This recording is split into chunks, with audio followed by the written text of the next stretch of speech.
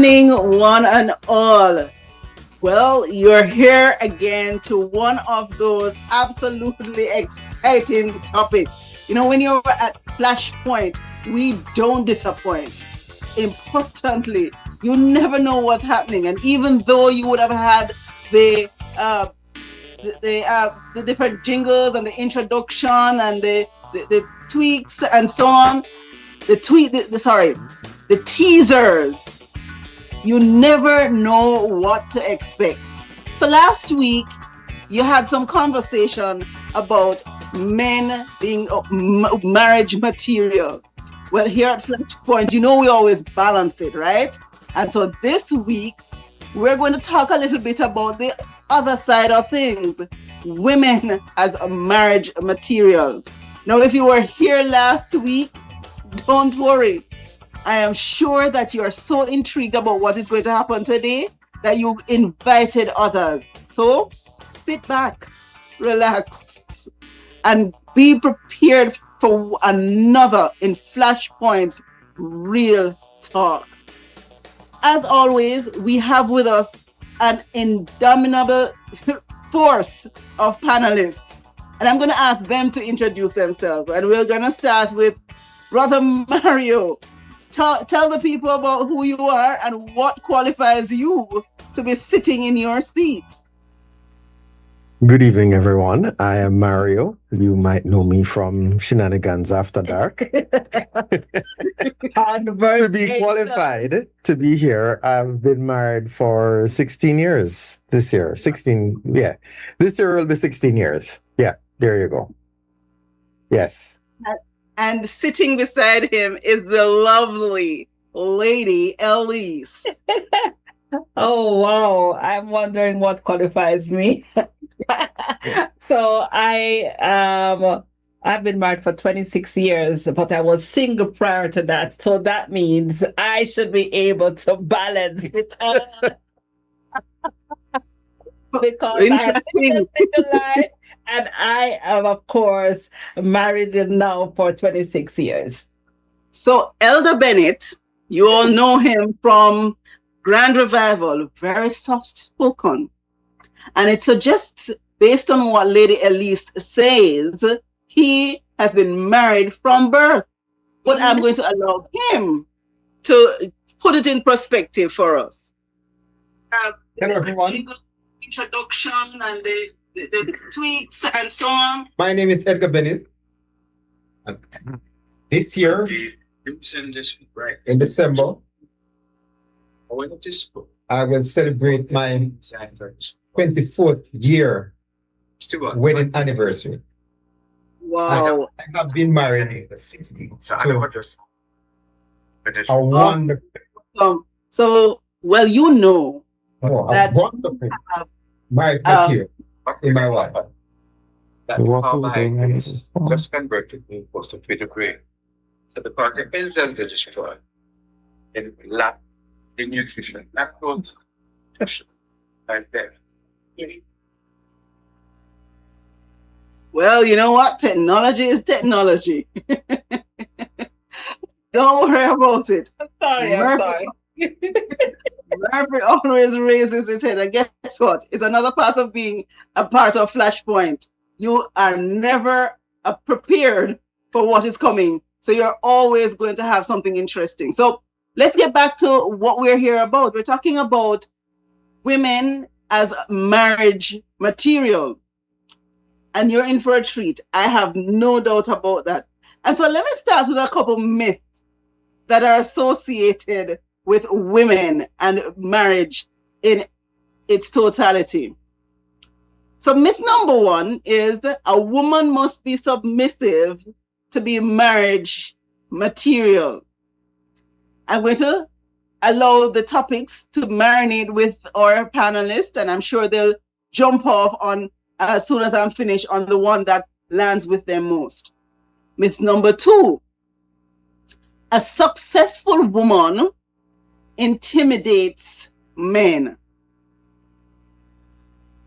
And number three, beauty guarantees a happy marriage. So panelists, 3 myths that I'm going to ask us to springboard the conversation with. Number 1, a woman must be submissive to be marriage material. Now, is that a myth or is that? Sorry. Yeah, that's my question. Is that a myth or is that true? You know, that brings to mind, I was walking through a mall in the States, and this girl comes over to me and says, "Sir, are you married or are you happy?" Wow. And your response, Mario? Well, I said, "Well, I'm married."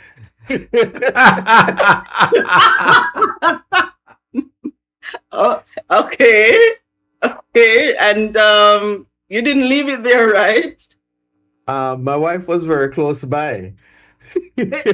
I'm sure she waited with bated breath to hear what came after. So I said, and I'm happy. And the girl looked at me as if to say, that's not possible. But Wow. Wow. then she So said, what- "Oh, your wife is here." So does that suggest that you were intimidated, influenced, coerced into acquiescing to being happy? Um, I I don't know. It's yeah, that's a strange one. Let's come back to that one later. I'm still going to come back. Guaranteed, Mario, I'm coming back. But we're talking Okay. about the myth of a woman being marriage material, and a criteria or a qualifier has to be submission. Let me hear what you have to say, Lady Elise. You know, I will start the conversation by saying that I have had numerous conversations with the Flashpoint family. And that word submission has been a word that we have had conversations regarding. So I honestly believe that it is a requirement to be wife material, or should be. Submission is Is a key. good thing. Okay. I'm so waiting to hear what Elder Bennett said. Rightly understood, submission is a requirement to be classified as good material. And submission is necessary. And without that submission, there will not be any happiness in the marriage on either side. Can I weigh in on that? Submission is a requirement. And It's a requirement. So Women- maybe women should not get married to the men they're not willing to submit to. we should define what submission really means and what it looks like. I'd like to take I'd like to take a run at that. You want to take a stab at it, Mikey G? Go right ahead. Yes. Are you defining it, or are you just Well, going to? I wanted to just look at what each panel member just said a while ago. Each of the panelists said in relation to submission. And and you asked the question, is submission a requirement, as a myth, as a requirement for marriage, or part of the requirement for marriage? I would look at it from the perspective of and marriage. Every time we talk about marriage comes from biblical principles. It don't come from, marriage can come from different places. It don't have to come from the biblical principles as Christians would get married, because different religious beliefs marry different ways. All right. But in terms of the ceremonies or the rituals that goes on for marriage. But as if we're going to argue this, I'm going to argue it from a Christian perspective, because I don't have another perspective to argue it from, unless it's one that I read about or I've seen on TV. So I'm going to look at it from the Christian perspective, as the Bible would say that women, submit yourself unto your own husband, and husband, love your wife as Christ loved the church, right? So I would say it is a biblical principle. And this is when it starts.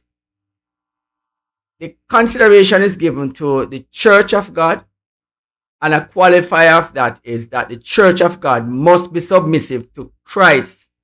And it's ironic that Christ would use the human marriage to identify the way the church should relate to him as head of the church, right? And so I believe that if you're a woman who seeks to be married, or if you're going to be a wife, and wife is not something that you just put on and take off. It's either you're a wife or you're not a wife. And that's a conversation that we can continue on.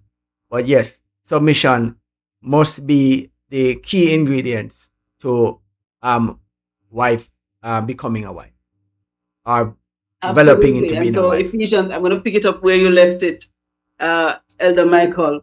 Ephesians 5 begins with a command many people overlook. Submit to one another out of reverence for Christ. So that mutual respect comes before the whole marital role. You must first be submissive to your Heavenly Father before you can both be submissive to each other. And so healthy marriages are partnerships built on sacrificial love. But let's jump to the next myth. And I'll start with Elder Bennett. A successful woman intimidates men. I would want to look at that myth a while ago before you jump. I could come back around. Before you jump to it a while ago. Okay. You said submit to one another, and while it is so, you have to see the marriage as in relation to Christ and the church as the man to his wife. It is a hierarchical setup, which means one will submit to the other, and one will be as head of the other, right? And that is how this will be once marriage or the idea of becoming wife happens. And so I want us to see that as the principle of what the hierarchical structure looks like.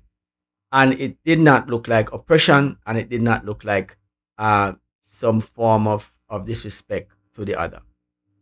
And so that's what I want to say. Absolutely. So this is just the introduction. We're going to sort of deep dive into it. So I just wanted to set the frame. The second myth, a successful woman intimidates men. Elder Bennett, you have the first go at it. Firstly, we have to define success or a successful woman. Yes. Whether that means having a very lucrative job, whether that means having significant assets, whether it means having an education, whether it means having all the qualities or all the features that will make for a good wife, we have to quantify success or define a successful woman. But if a woman has a good job, is well off, has money, has assets, and she has a good character, then that woman can be considered successful. And any well-thinking man is going to be attracted to that kind of a woman. Will it, however, intimidate him?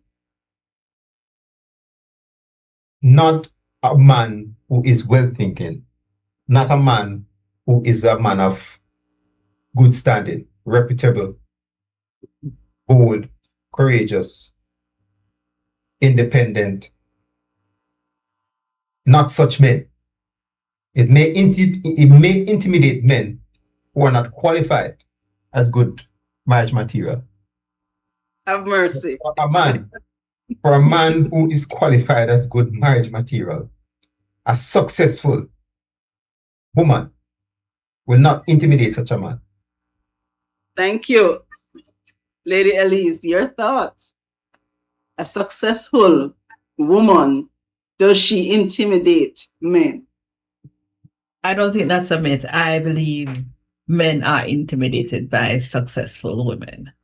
And as a result, you will find if you should do a survey, most successful women, and when I mean success as Elder Bennett defined, it would mean in terms of career, achieving a certain level in your educational status and career. And what you find happening is that these women, they tend to delay. I need to put all of that. They delay wanting to have a relationship, a serious relationship. And as a result of that delay, when they are ready to settle down, the men that are available tend to be intimidated. They don't want to just step up to, that woman who has achieved so much. She is in need of apparently nothing. So I believe that men are intimidated by successful women. Brother Mario, I see you're rearing to go. What is your take on it? Are you intimidated by a successful woman? Intimidation is for those who are weak-willed. They may be unsure of themselves, maybe possessing low self-esteem, and generally unsure of how to present themselves, and they might be lacking the courage or the fortitude to go after what they want. Therefore, if a man is, lacking all these qualities I just said, and there's a woman who has been successful in her life, he may not know how to approach her, or he may, build up the courage to approach her, but then when he sees how she operates, it might scare him, or he might be out of his depth. But if a man is confident, and as Elder Bennett said earlier, a well-thinking man, should not be intimidated by a successful woman. But it's very important to quantify success. I believe my mother was very successful. She was able to achieve higher education. She rose in her profession to maybe one of the highest offices that one could aspire to. And she raised two healthy, happy children. And she is well loved and revered throughout her community and with all her family. So I think that is a true mark of success. Somebody who was very well-rounded in not just work, but she was able to maintain a very stable marriage, a happy family, position in the community as someone of value and someone who people would often seek out for different reasons. And that is my mark of success. Not that she never became a multi-millionaire and has money to throw around and be ordering people around, but she's always been a leader and a confidant and someone who, is there for everyone. And that to me is real success. And before you go on, just in the chat, Lady Elias, coming back to you, I have to give Elder Michael an opportunity, and then as soon as he we're all waiting to hear his side of the story, right? So as soon as he comes back, I'm going to allow you to just rebut or to respond to what was said prior. From a viewer had a comment. Go ahead, Michael G. Thank you, Lady Coralee, because this is very important. That I'm liking your structure and your program today, and of course, given the amount of time to each person to talk.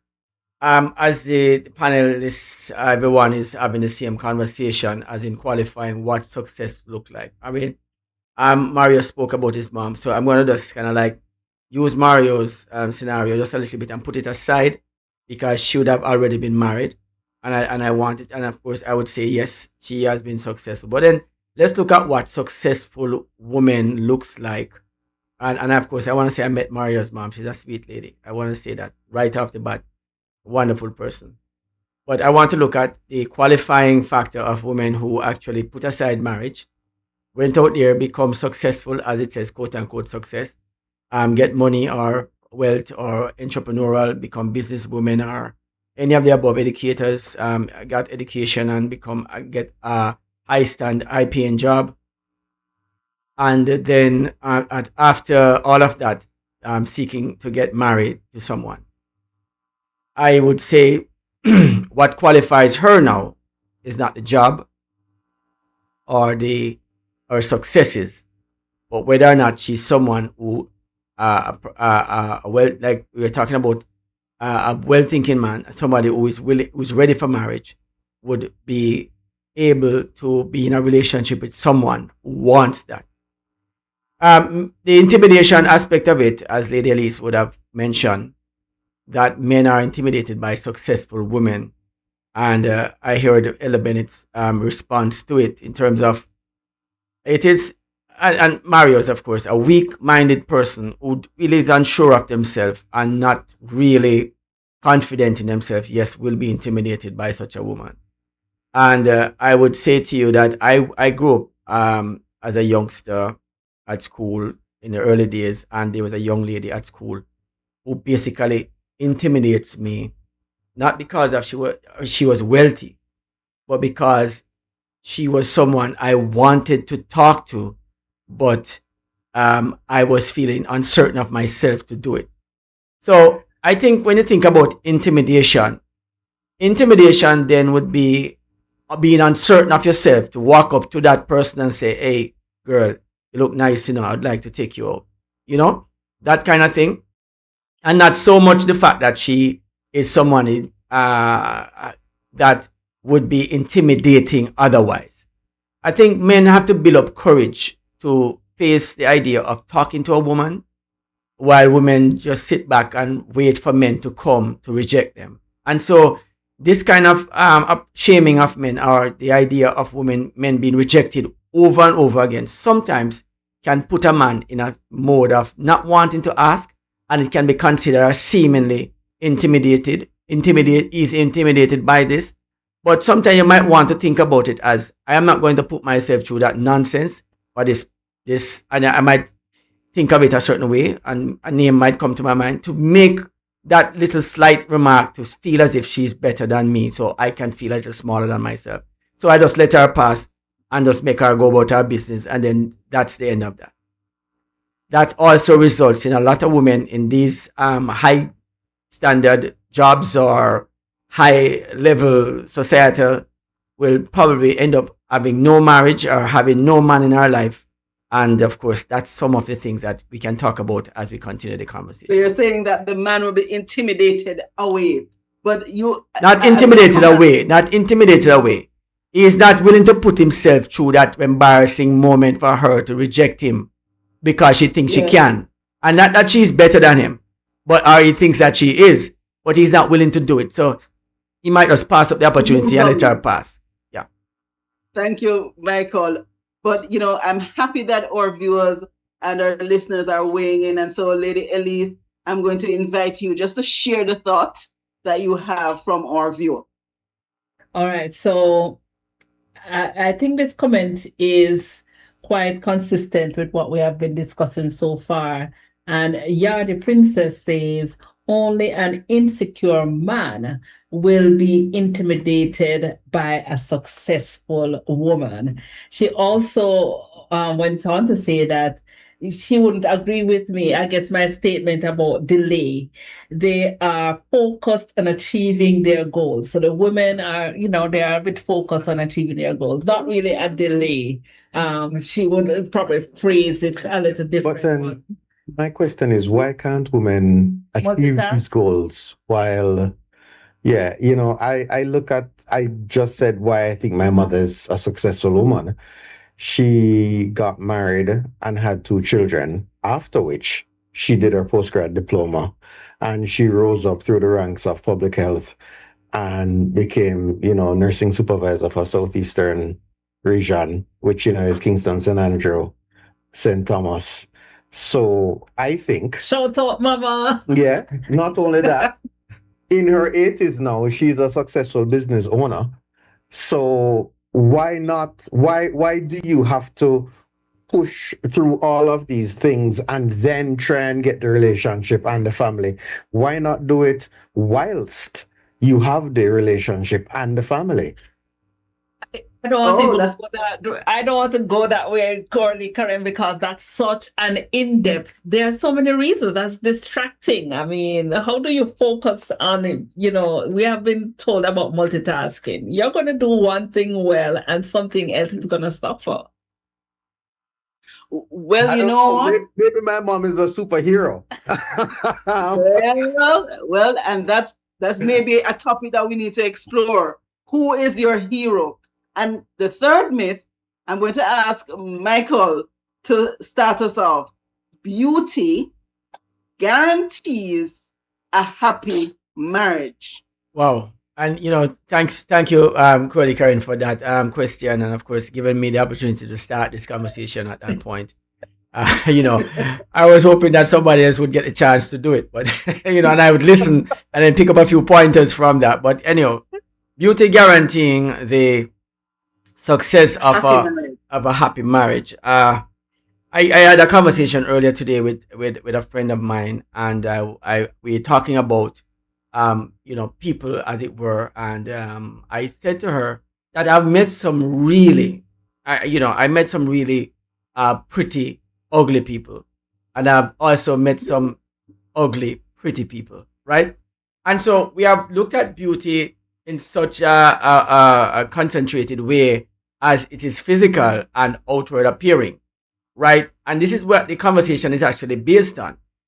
You have some persons who are very nasty, beautifully nasty people, and they expect that would guarantee some form of success in gathering or earning them a relationship. Yes, it could. A short-term one that may last one night, and the next morning you wake up and the next is heading the next way, right? But you have to understand that this is where you have to look at it. And I would reject the idea that beauty do guarantee it.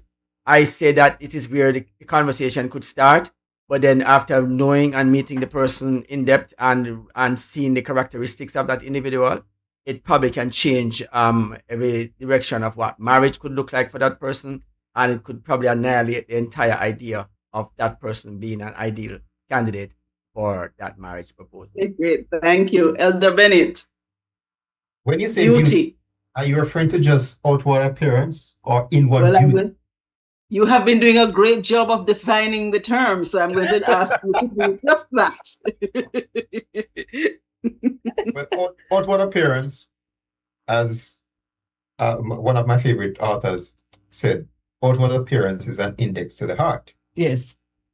And persons who have an attractive outward appearance are more likely to pay keen attention to details. Mm-hmm. And they're likely also to attract more individuals. So they are likely to attract more interest. So they would have a larger pool from which to choose from. So having that outward beauty is an advantage in many ways. It can also apply other pressures if the person does not have inward beauty, if the person does not have that strength of character and be able to perform adequate due diligence and sift through all the approaches. So it is important that we look at beauty from externally and also internally. But that's still no guarantee that a relationship will be successful. Because as Mikey G said, that is just the beginning. When it comes to a successful, happy marriage, a lifelong union, we know it is hard work. It is hard work. Oh, yes. Marriage, I've made this point over and over. A lifelong successful union depends not so much what you bring to it. It is what you continue to bring. Yes.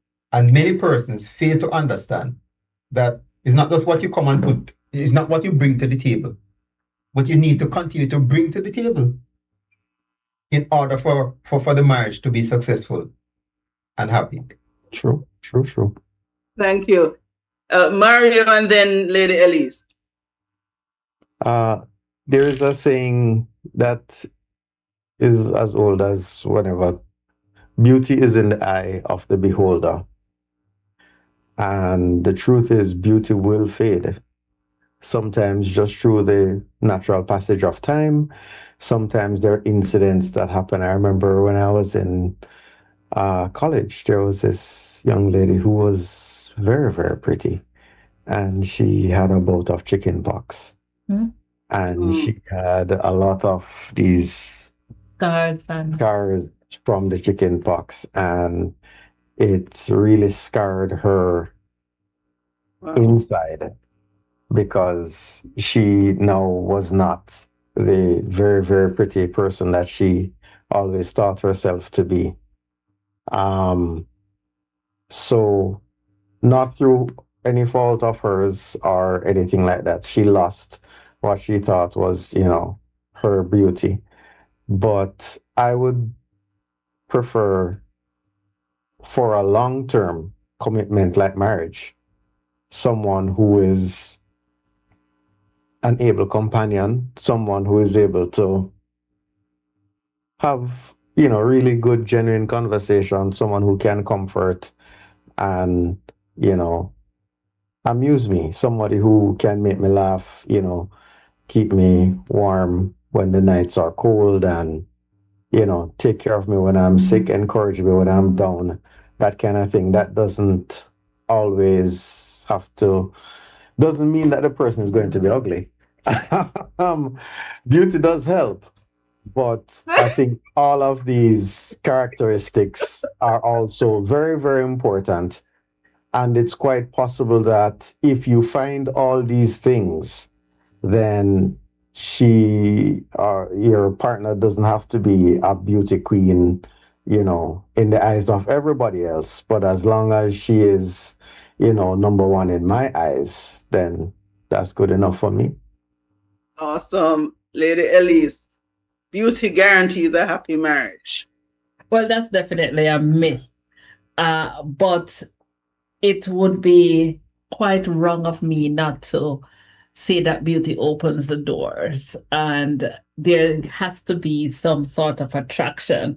You don't want to be with your husband and a beautiful lady passes and then his mouth is dropping to the ground and he's like drooling, right? And like, But we will sneak a glance anyway. like, What is also true is that a lot of those pretty girls usually end up having very high mileage. Because of their attractiveness, they're always being sought after, and they will invariably get into a lot of meaningless relationships.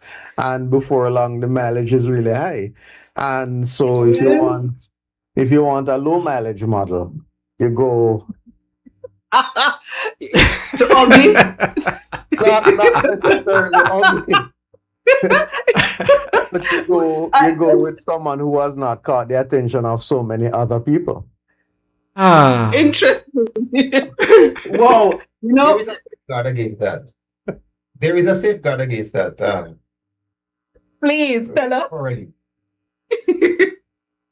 And many beautiful ladies, many professional, beautiful ladies who miss the train just after university days. Gone. And early in their work life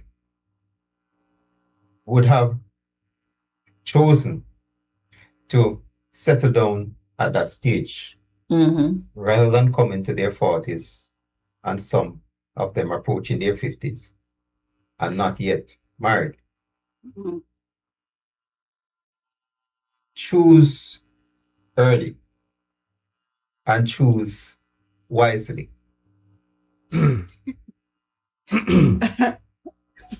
But That's a big safeguard. That's a big safeguard. no, it's not. And because guess what?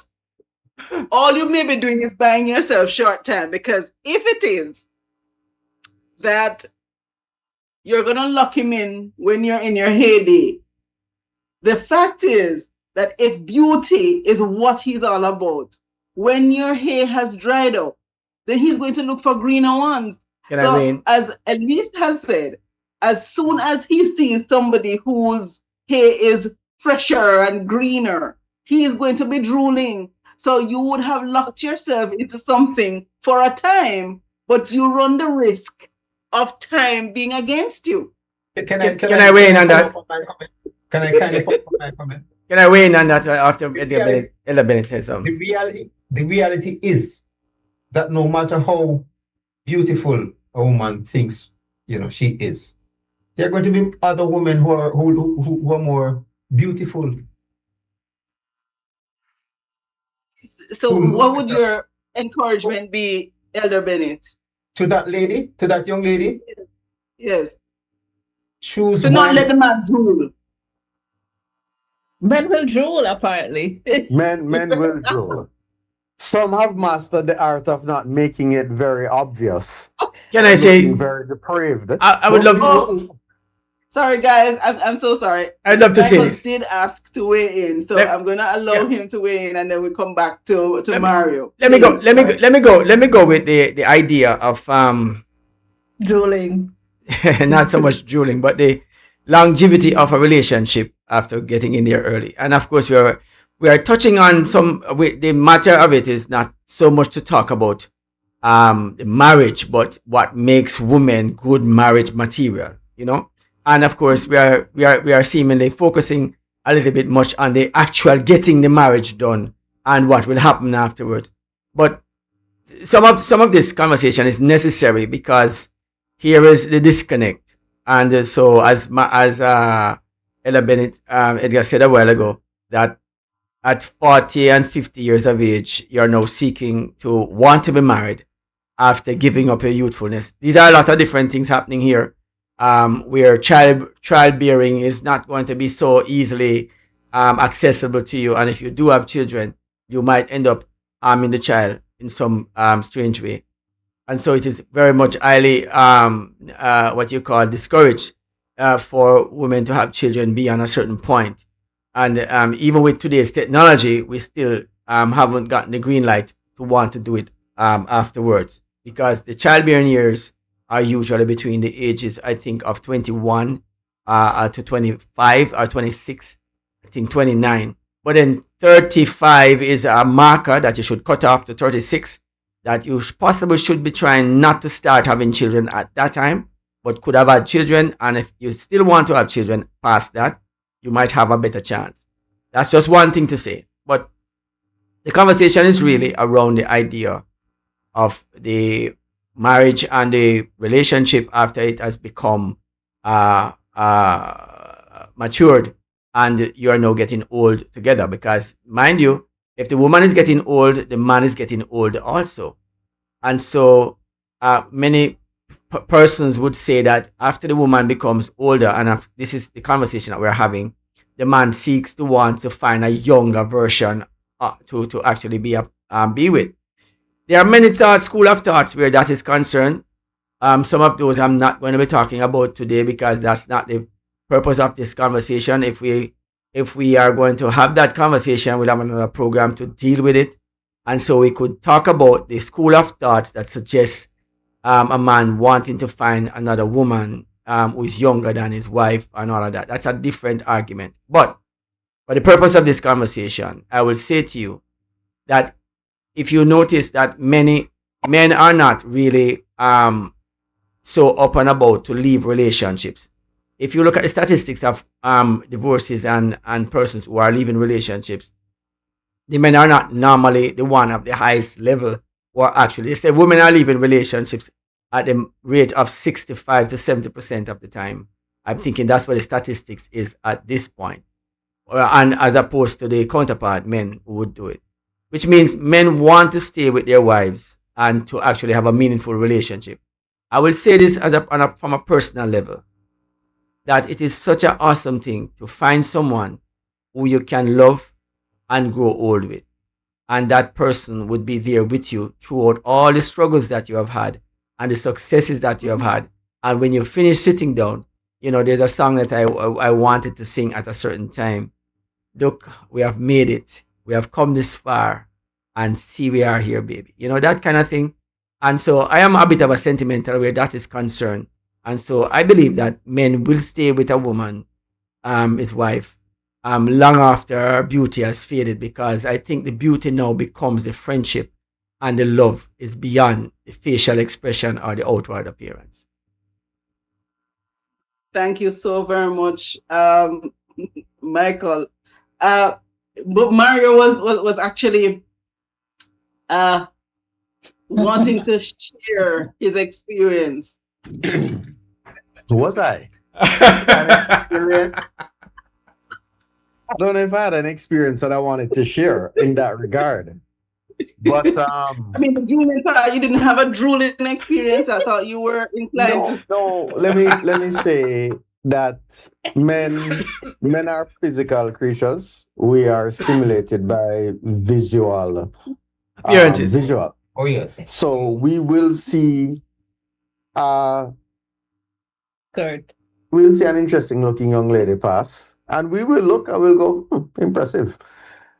But in a lot of cases, we know what we have, and we know that even though that little skirt is impressive, it is not impressive enough to replace what I have on my arm or what I have at home or my support system that I have going on. So it can keep going wherever it's going. And it's probably a lot of trouble. I am reminded of a meme I saw years ago. An older guy is telling a younger guy, both of them looking at a very attractive young lady. And he says, no matter how gorgeous she is, somebody somewhere is tired of her stupidness. Oh, wow. Wow. So it goes back to the mileage. Not the mileage, but no matter how attractive you think a woman is, and you look at her and go, oh my God, she's just perfect. Somewhere there is a partner that is thinking, why won't this woman stop nagging me? Yes. Yes. Yes. Well, it goes back to the question that Edgar asked at the top of the conversation. What is real beauty?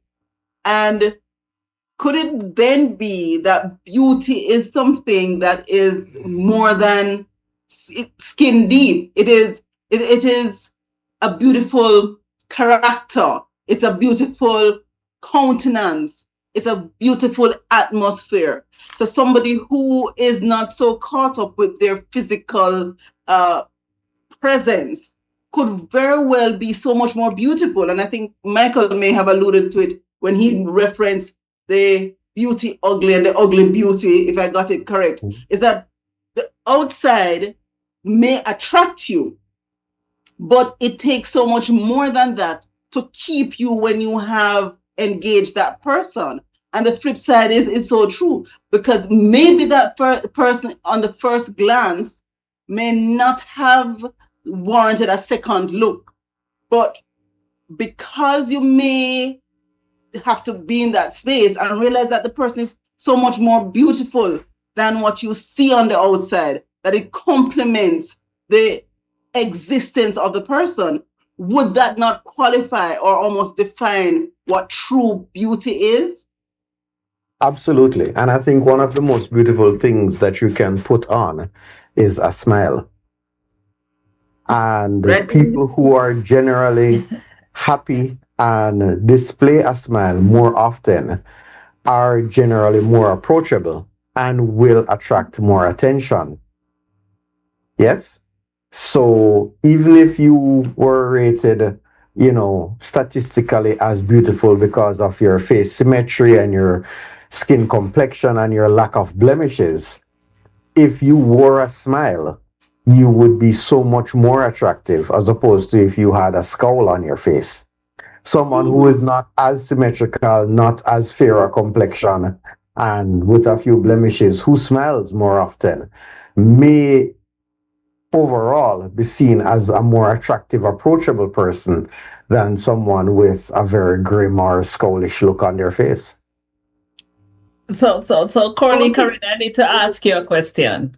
And, when I looked at the topic, woman as marriage material, I'm sure that a woman might respond to say, why would men assume that a woman would want to be viewed as material or viewed as a representation of what their ideal should be? Isn't it okay to just be?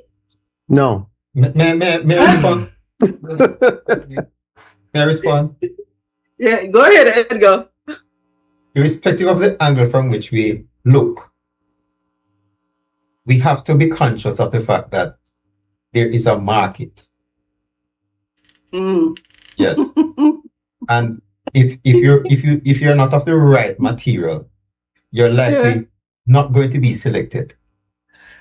There's a market. Yes. There's a market. There is a market. There's a market. And there is competition.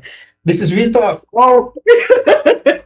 No, but this is real talk. This is real talk, and that is truth, Edgar. And yes, go ahead. And so let me go back to the beauty, and let me touch on the Julian as well. So there is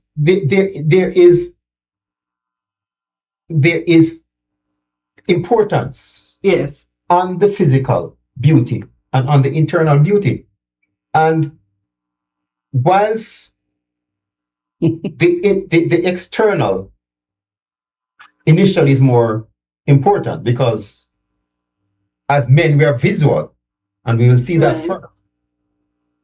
It is also important that after marriage, the women ensure they maintain themselves as best as possible. And the men too? And the men too, of course. Mm-hmm. But they do not have this idea that they are held hostage now by this marriage, so they can carry themselves anyway. No. And to be honest, I do not see, or I'm not convinced, that the Bible condemns a healthy, let me say a healthy appreciation of God's creation.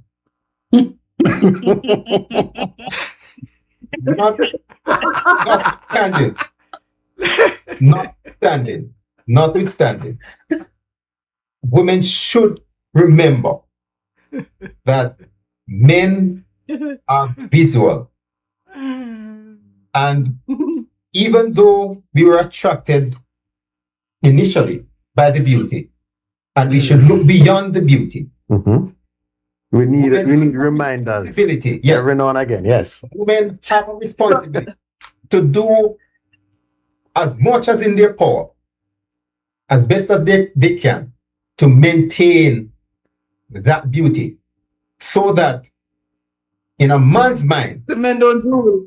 No, when he demonstrates drooling, not drooling, but a healthy appreciation of God's creation, he will always remember that he has been blessed.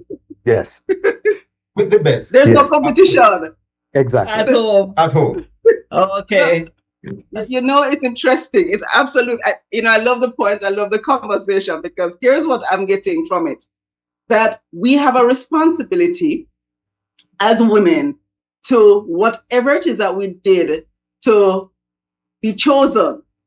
And I'm not using that term derogatory, because we would have accepted the space, right? So we were chosen. We were in the market. We were the material that was chosen is to make sure that it remains pristine, so that as much as the inclination, and this is what I'm getting, the inclination may be there to drool, he is going to be reminded that there is no competition to what he has selected. Did I get it right? Can I weigh in on this? Yes. Thank you. As you Lady CoraleeKaren, you mentioned the idea of what you actually went and chose, and then you realize that what you have chosen is not what you have chosen. Many persons, when we go off to select or choose someone for your life, there are certain qualities that you're looking for. All right. And I would say that while women are interesting creatures, men are equally as interesting. And we are very meticulous in the things that we like. We just about like quite a few things that some people think that we should not like, right? But then liking it is one thing, wanting to keep it is another thing. You see? And so what usually happens is a lot of persons believe that, and we're talking about the beauty aspect of the woman, which is really where, as Lady Elise says, opens the door to start the conversation. That's really something attractive. A man's always looking for that attraction, and so he's looking for it. But as you mentioned earlier, just now, the idea of a person being chosen and then becoming something else. Take for example, you have this nice lady who you looked at her. She was basically she natural hair and everything.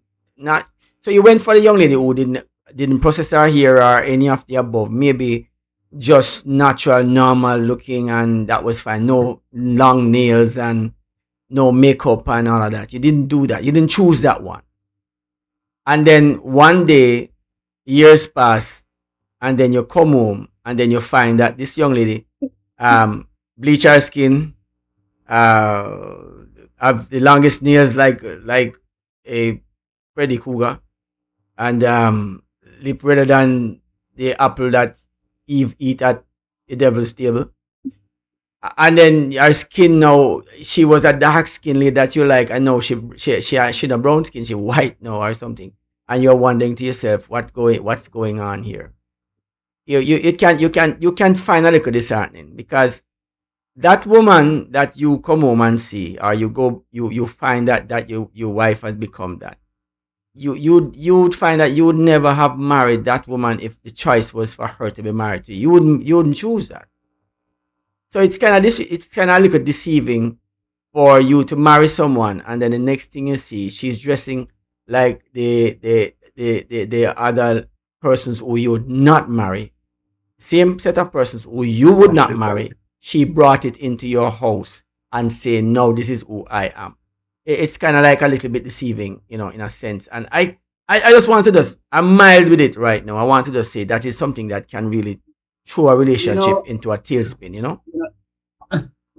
We can always depend on Mackie G to spin it, right? I mean, but we're almost at the end of the program, and I'm telling you, when it comes to flashpoints and the conversations, no matter how much time we have, it is never enough. So we're talking about marriage material. We're talking about it from the perspective of the woman. Is she marriage material? And the question is asked, what does marriage material really mean?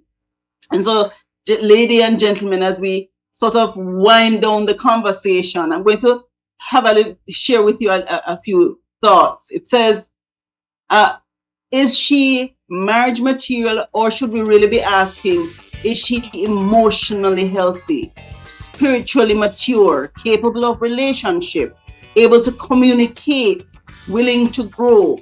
Because marriage is less about finding the perfect person and more about becoming the right partner. The book, the relationship author John Gray in Men Are From Mars, Women Are From Venus, suggests that men and women often process emotions, conflict, and communication differently. Whether one agrees with every conclusion in the book or not, one central lesson remains valuable. Healthy relationships require understanding and not assumptions. Women often seek emotional connection before problem solving.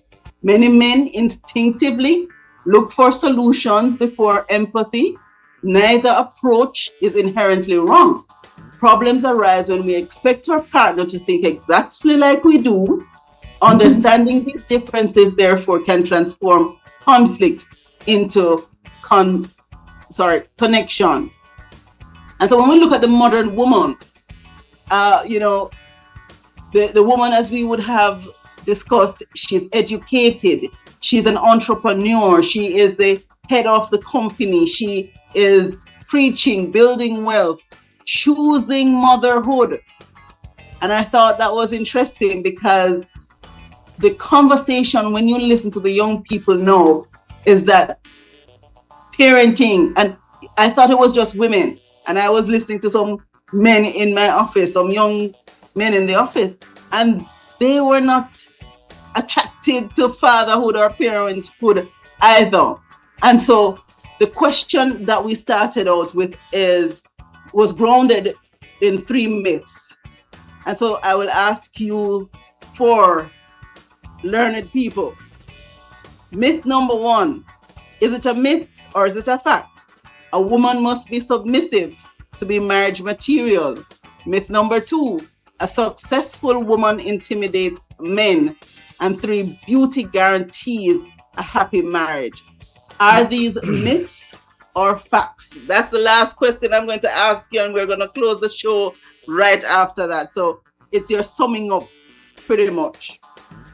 Can I begin, please? And link all 3. Yes.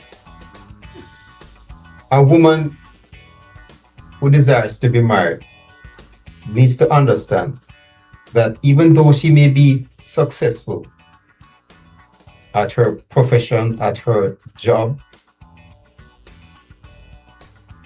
or in whatever other area of life, she needs to be the right person first before she can be the right partner. And being the right person has to do with ensuring she has a beautiful character. Favor. Proverbs 31:30 says, favor is deceitful and beauty is vain, but a woman that feareth the Lord, she shall be praised. And she has to be willing to be submissive, irrespective of her career choice, irrespective of what position she occupies at work, irrespective of how pretty she looks. She must be prepared to submit to her husband. But she cannot truly submit to her husband until she has submitted to God. And so your thoughts, are they myths or facts? Now, the submission is a fact. It's not a myth. And beauty? Beauty is important. Inward beauty and external beauty. And intimidation of success? To some extent, but you mentioned intimidation away. In some cases, the reverse is true. A man, unfortunately, may feel compelled to get married to a successful woman, and later on recognize that this woman is not willing to be a submissive wife, and therefore cannot have a successful union. Thank you, Edgar. Michael, do you want to go next? Your final thought? All right, fine. I can do that. No problem. No problem. Okay. As I said, who can find a virtuous woman? And that's where I'd start the conversation there, because we have to look at virtuous as in the criteria of one, or the criteria of what wife material would look like, where she would be someone who is willing to submit. In fact, the word submit is also used interchangeable with the word respect. If you respect the person who you are, who proposed to you to marry you, then more likely you would respect that person, which submission would not be an issue. The word submission would not be an issue because it is the same word, or it can be interchanged as respect for that individual. However, wife, for the person to be chosen to be a wife, first you have to be one. The Bible says, he that findeth a wife findeth a good thing, which means you didn't find a woman and then try to make her into anything. You find a finished product that is already ready for that process. It's like saying, he that findeth a mango find a mango seed, that kind of thing, and you grow it into a tree, and then it become a mango tree, and then become leaves, and then branches, and then no, it's a mango you're looking for. So if you want to go, not to find a tree to plant it and then try to groom it into what you want. It is already the finished product, and it's a mango. And so wives are already finished when you are actually going to be seeking to find one to marry. And of course, those qualities that a wife should have, I guess we could come back for another show to look at the exact qualities. And the main quality that a wife must have is that she have the word submission at the helm, and of course respect, as it were. As Edgar said earlier, that many men would have gotten into relationships with successful women, considering the intimidation and all of that story that we came up with. But then what you realize, you have married another man, in so many words in a woman's dress, but the same principle that you have, the same attributes that you carry, that's the wife that you have. And you soon realize that you don't want to have two bulls in the same pen, and you might not want to do that. Some men, on the other hand, might figure it out sooner, like myself, would see it, and then of course I would not be putting myself in such a ridiculous position to feel like I'm actually competing with myself, right? So that's one of the real things, because a man really wants someone who really would be respectful to him, and not to be in the sense trying to, when he's actually having a conversation, you're having a different kind of thing going on. So this is where I'd leave the conversation there for this evening. And of course, thank you for having me on the program this evening. So I'm going to ask you yes or no. So I think you're saying submission, yes? Yes, submission is respect. So yes, respect for the person who actually choose you to be his wife. Respect so for that. Yes. So myth or fact, intimidation of a successful woman. The intimidation is not so much, because what is happening to, if you're going to look at the statistics now, you're going to find that most of the successful women right now are going to be going home without a husband, and that's just and that's for me not a success.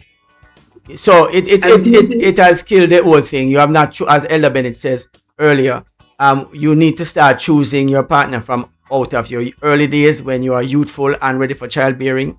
And so by the time you are in age, you are now settled down and you are plateaued into a loving and lovely relationship. And beauty, is it a myth or a fact? Beauty being a fact is that beauty do give access to the conversation, to have to be chosen. But as Mario would have alluded to, that sometimes the mileage can go up on some of these ladies, and you might not want to choose that one after a while. I mean, I'm just looking at the broad picture. I'm listening to the conversation. This is something that I know, based on statistics and everything else. So I would have a very good idea.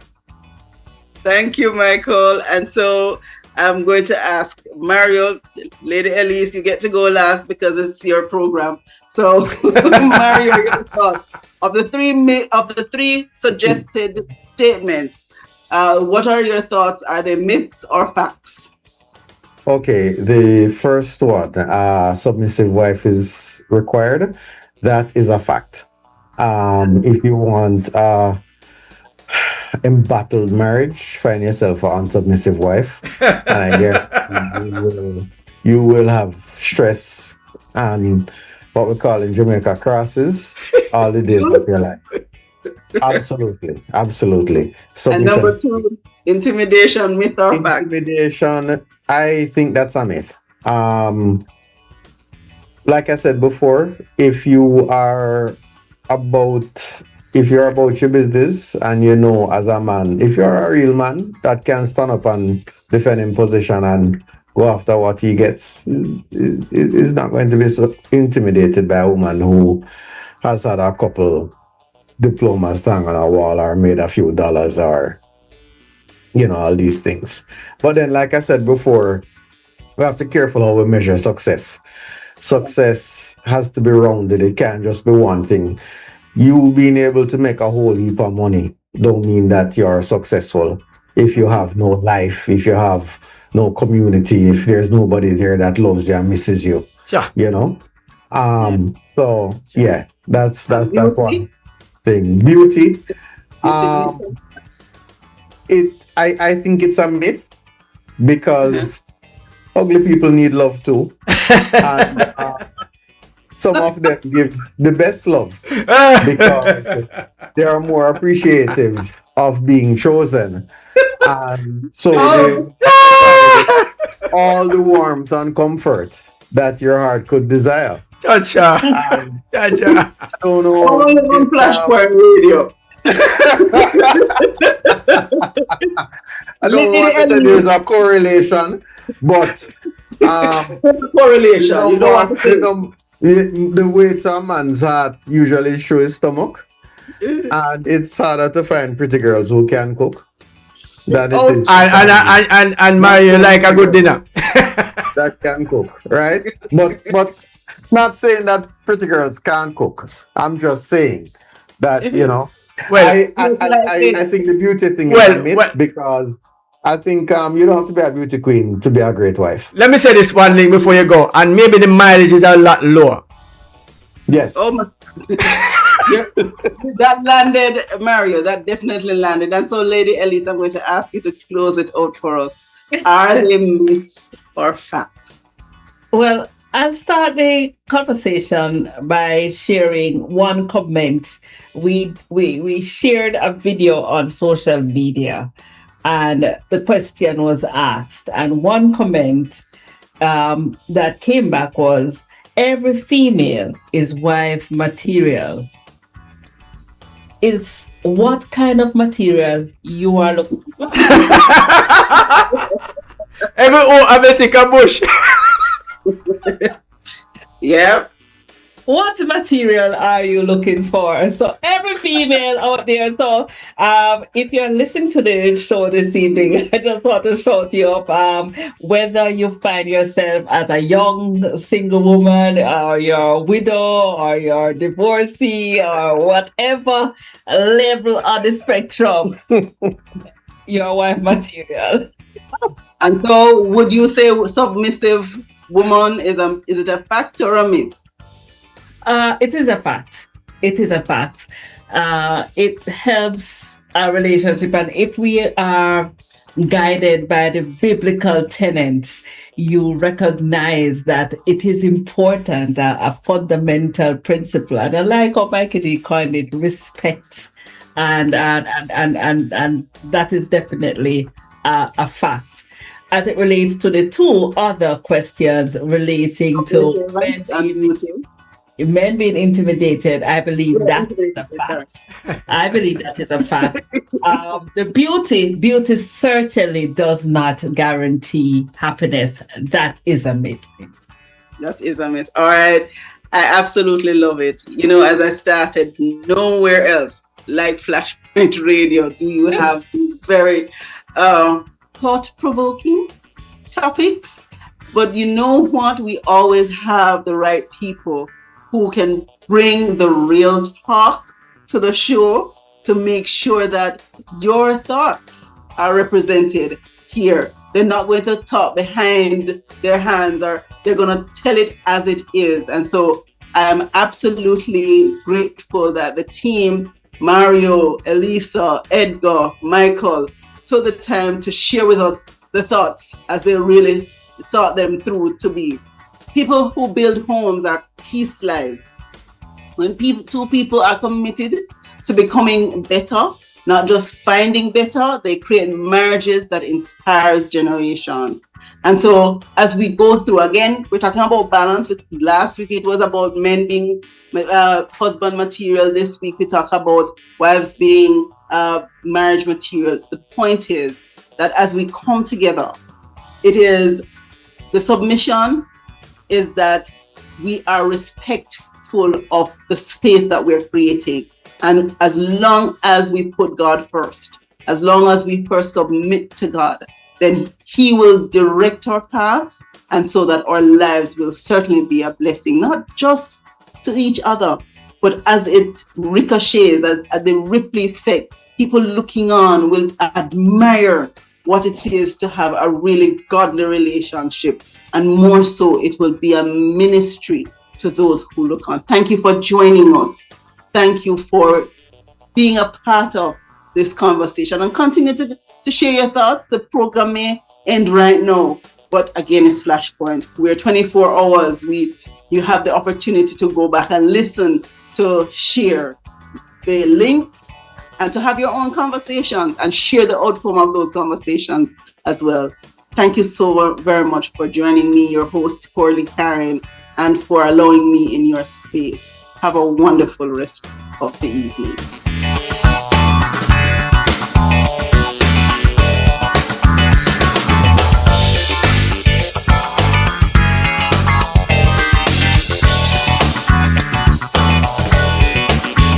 This is FlashTalks, the Uncut Edition. Say it just how you feel it. No filters, no fluff, just real talk with the full Flashpoint fam. Get with it. From hot takes to belly laughs, the crew is locked in and ready. From debates that might get a little spicy, including all VIP members. This is where vibes meets voice, jokes meets truth, and we talk things. We are here to get real. It's raw, it's real, and it's about time. Small island, but big conversations. This is Flash Talks, the Uncut Edition. Flash Fam, we talk to things then now. Real people, real voices, real conversations. Flash Talk, the Uncut Edition, at 7 p.m. every Thursday, right here on Flashpoint.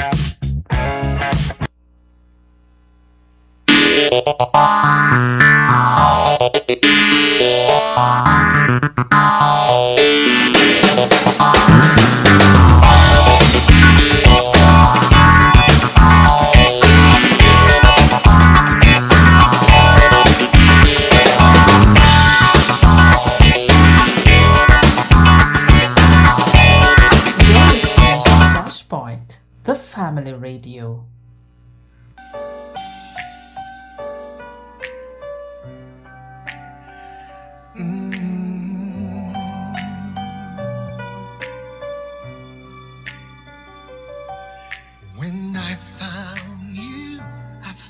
You're listening to Flashpoint, the family radio.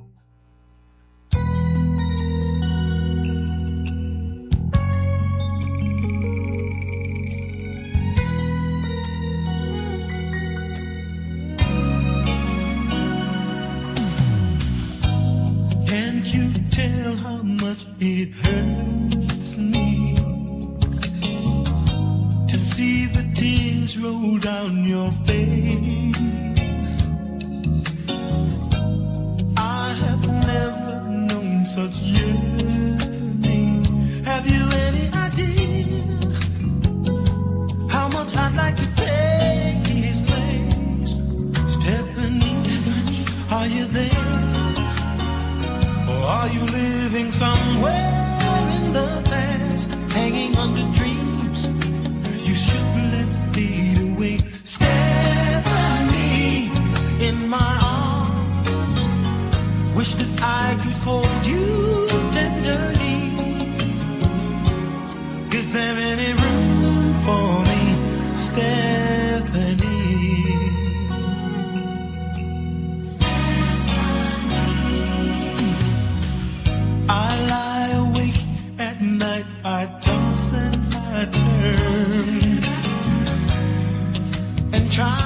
think things through. Hope you find out before it goes too far. With all of the love you have for him, he's got none for you. Stephanie, are you there? Or are you living somewhere in the past, hanging on to dreams you shouldn't let fade away? Stephanie, in my